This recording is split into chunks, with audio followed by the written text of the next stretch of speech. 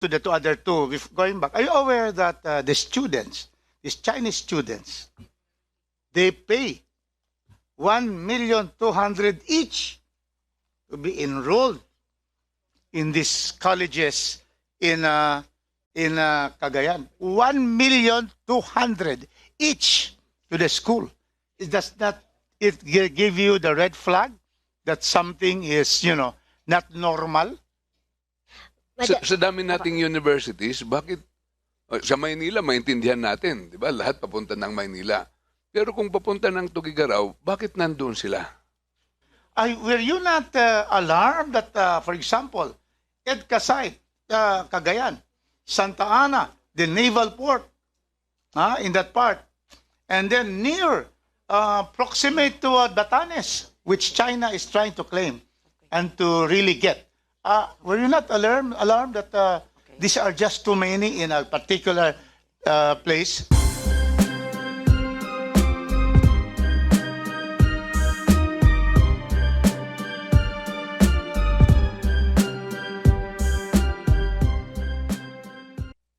Sa dami nating universities, bakit sa Maynila maintindihan natin, 'di ba? Lahat papunta ng Maynila. Pero kung papunta ng Tugigaraw, bakit nandoon sila? Madam Chair, unfortunately po, baka po yung private higher education institutions po ang proper party po to answer that. Why are they enrolling po in Cagayan po, Madam Chair? Kayo po ang nagsusupervise dito, Madam Chair. So, kailangan natin ng mga data analyst dito lalo na't may national security issue tayo. Ano bang nalalaman ninyo? Ano bang bakit paborito ito doon? Madam Chair, if we will base it on our data, yung the general categories pa rin po ang ground nila for pursuing international study here in the Philippines, which is the English as a medium of instruction, quality institutions. On the part of Region 2, SPUP is one of our autonomous and regulated institutions, Madam Chair. And of course, affordability po siguro, Madam Chair. Based on our data and based on our evaluation of foreign students pursuing programs here in the Philippines. Madam Chair, tinanong ko po yan dahil napaka-importante ngayong panahon magkaroon tayo ng data analysis. Kaya nandiyan po kayo at lahat ng ating regions. Baka kung ano ng mga nangyayari sa... ngayon, sa dami ng influx ng students doon, hindi ba ito naging red flag para sa CHED?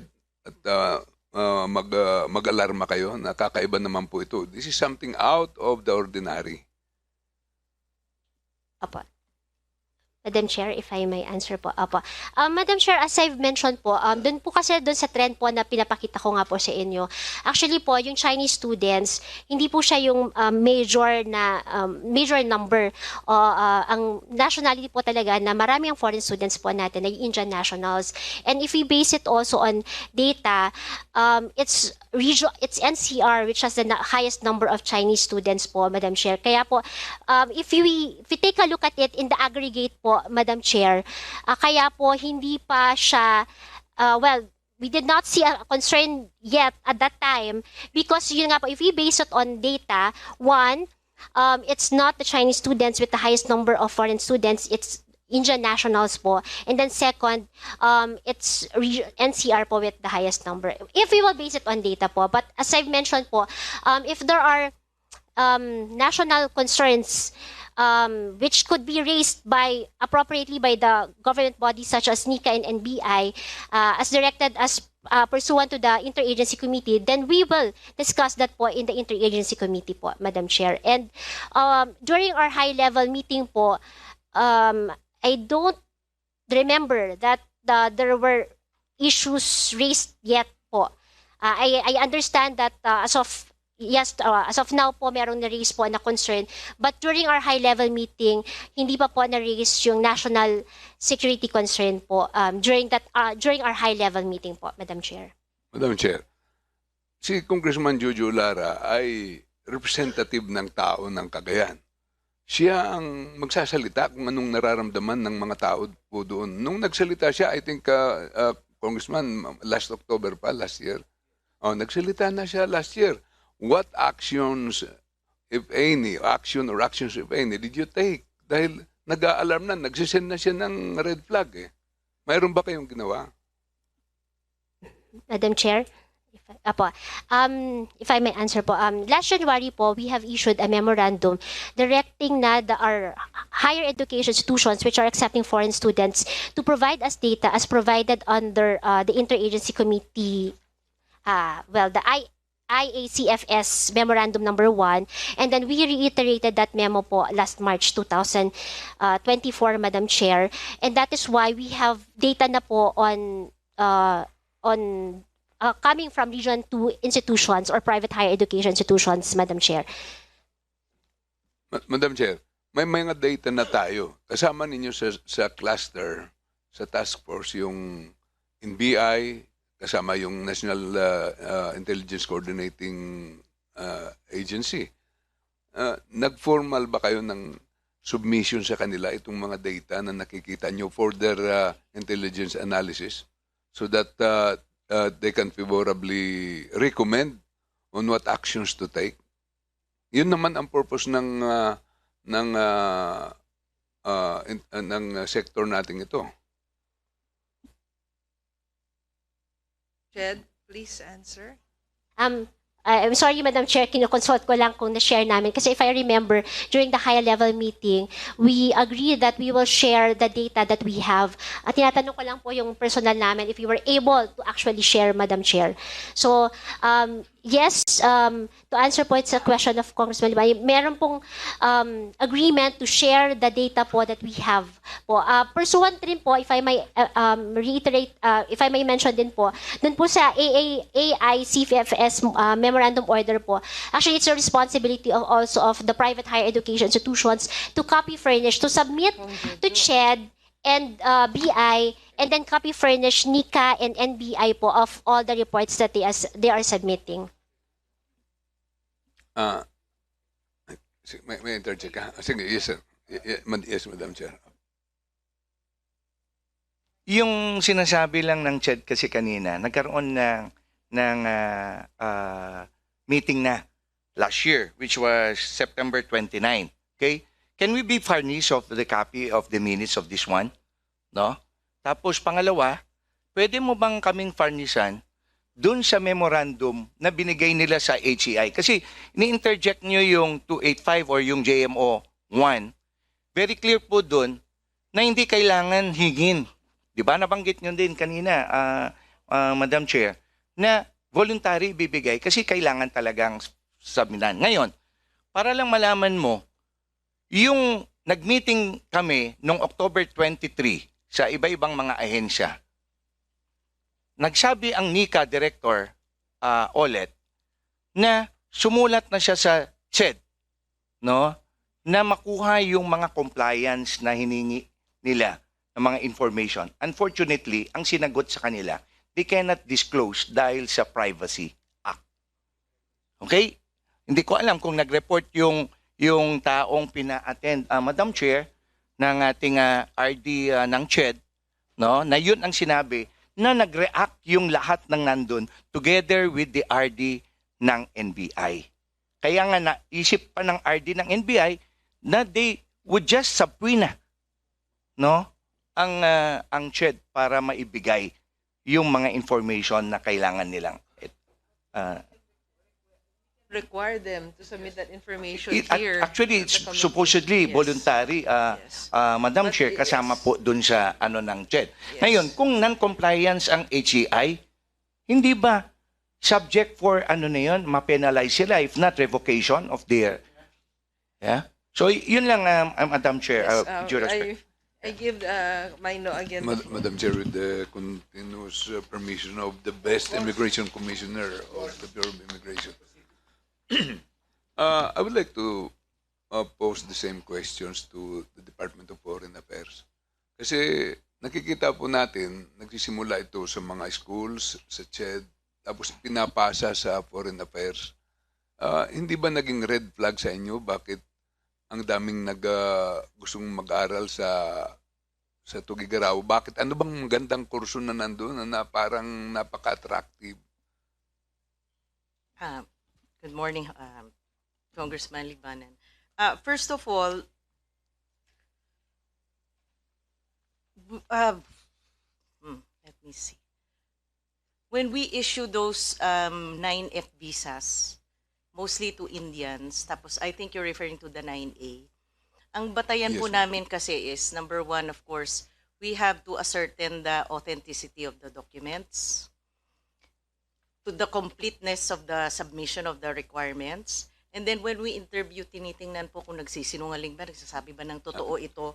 So yun po yung batayan namin Ma'am, po to excuse me, issue ma'am. the Let- visas let and me- whether it corresponds to the purpose of the visit. Now, because of the joint memorandum circular that allows, yun nga ho, yung conversion facility, binibigyan po sila ng 9A, but then during the application process, they submit several documents that prove that they indeed are, number one, accepted in a university, and number two, they intend to study.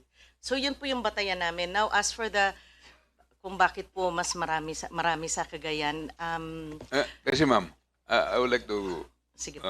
ilatag ko yung tanong na ito ng maayos. Kayong Foreign Affairs, kayo mismo ang frontline sa problema natin sa West Philippine Sea. Di po ba? Alam nyo lahat yung mga issues dyan. At alam nyo yung EDCA site nandyan. Kayo ang Foreign Affairs ang nakikipag-usap sa international. At nakita ninyo, may EDCA site doon. At doon nag-a-apply sa inyo yung 9F, 9A conversion to student visa. Hindi nyo ba nakita yung numbers na ito at i-alarma ang ating ISAP, ang ating NICA, ang ating Immigration Commissioner bago mangyari ito lahat? Yun po ang tanong ko, Madam Chair. Every month we have the monthly visa issuances report.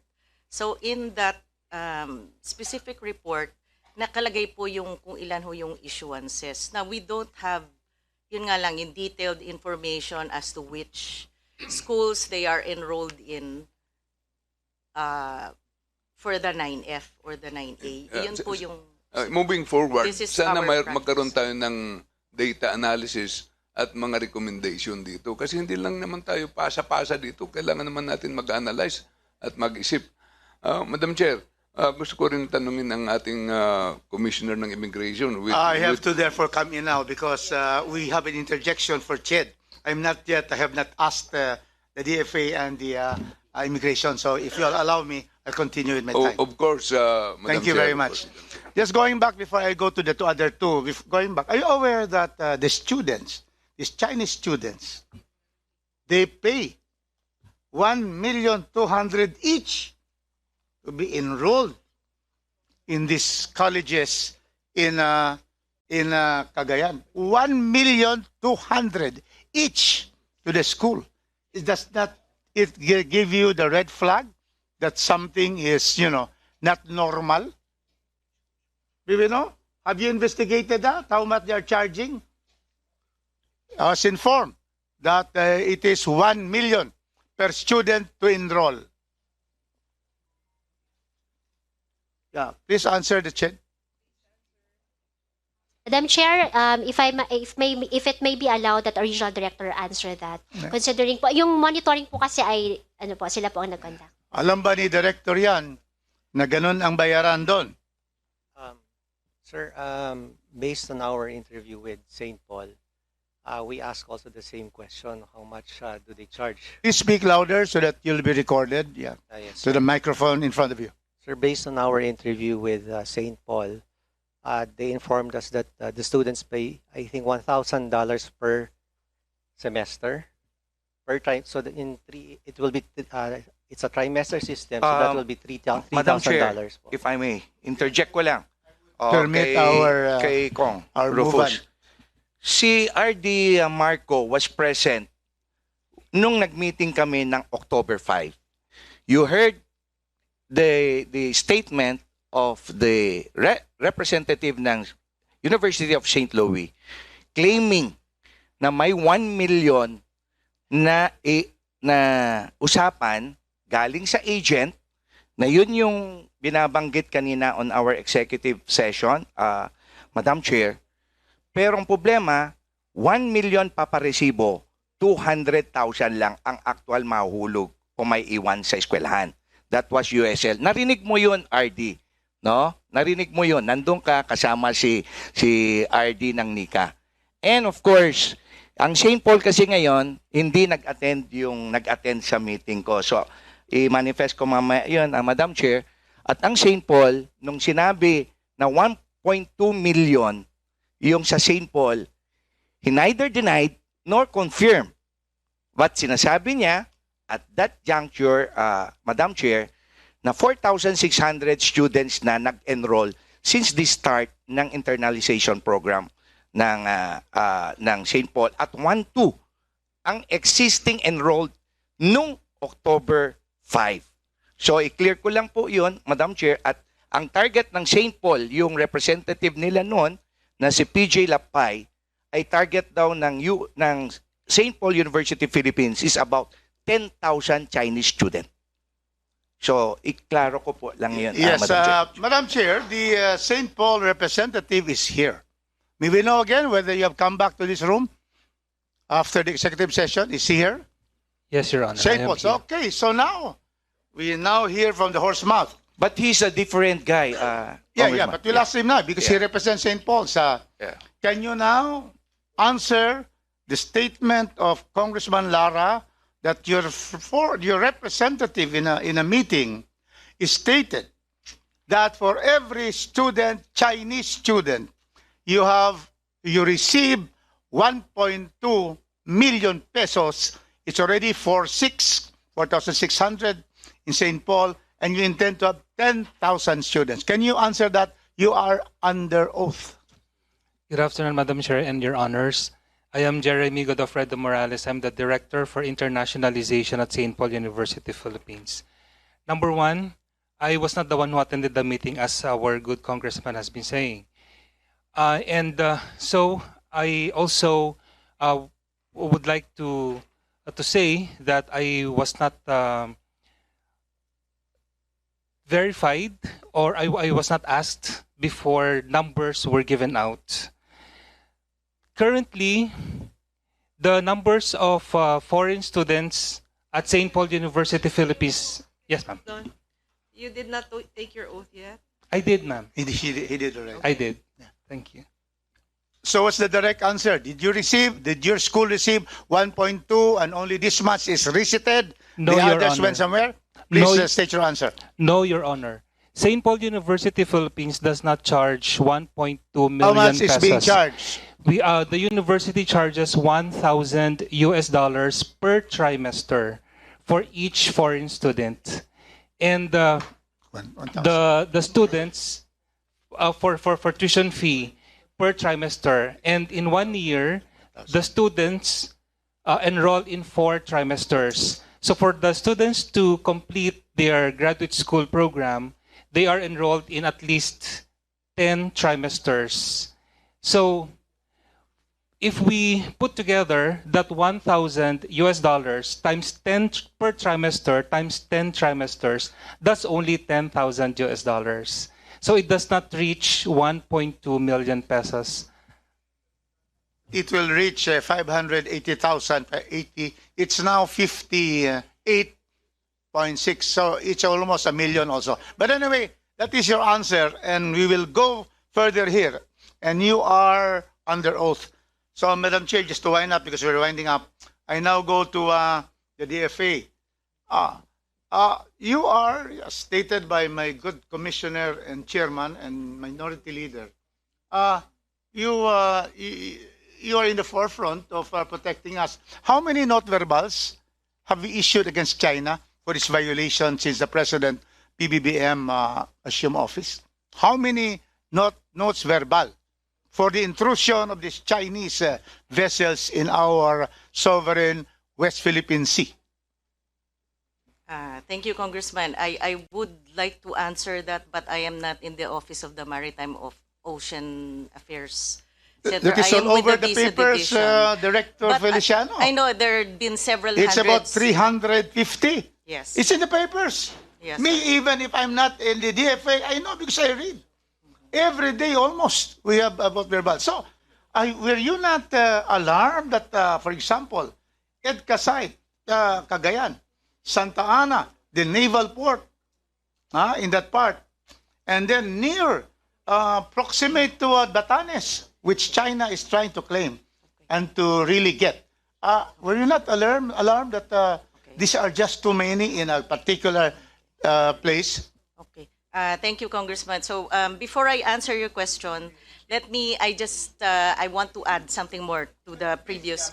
Okay, so aside from the authenticity of the documents, the identity of the applicant, and the purpose of visit, we also, of course, ascertain whether a certain foreign national is a security risk, which is why we conduct security clearances with BI and NICA, and we work closely with them.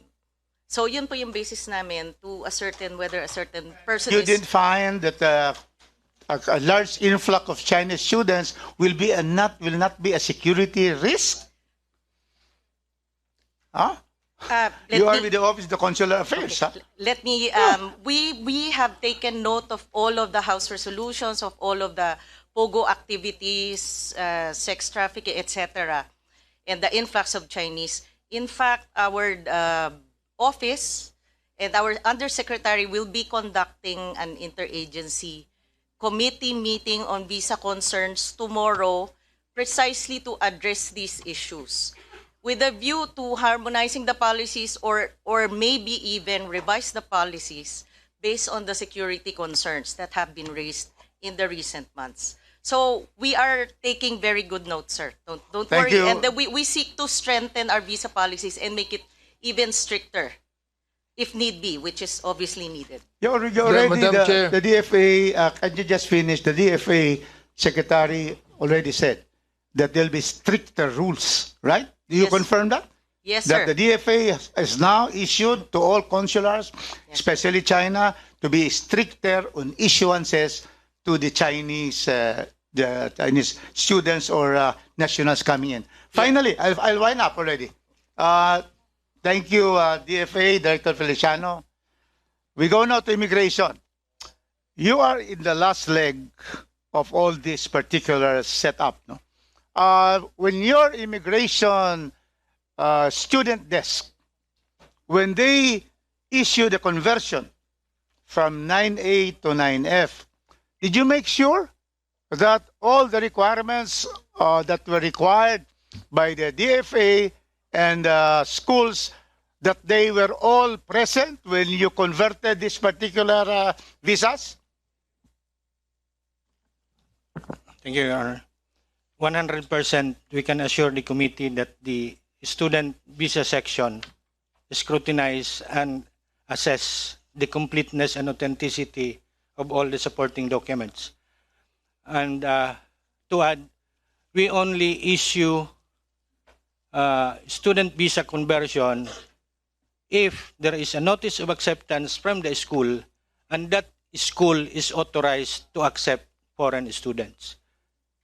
And under your helm, there will be no more pastilla scheme because Chairman Abante has stated in his resolution of some corrupt activities of the Bureau of Immigration. Of course, that was not during time. During your time, do you commit that you're going to perform your duties diligently and with integrity? Commissioner Norman Tansinko. Unqualified commitment, Your Honor. Unqualified commitment. That is good enough. Congratulations, Commissioner. With that, I end, Madam Chair, and I am going to the meeting with the DPWH because I have many requests for infrastructure. Thank you very much to those who are here. Thank you. Sana all.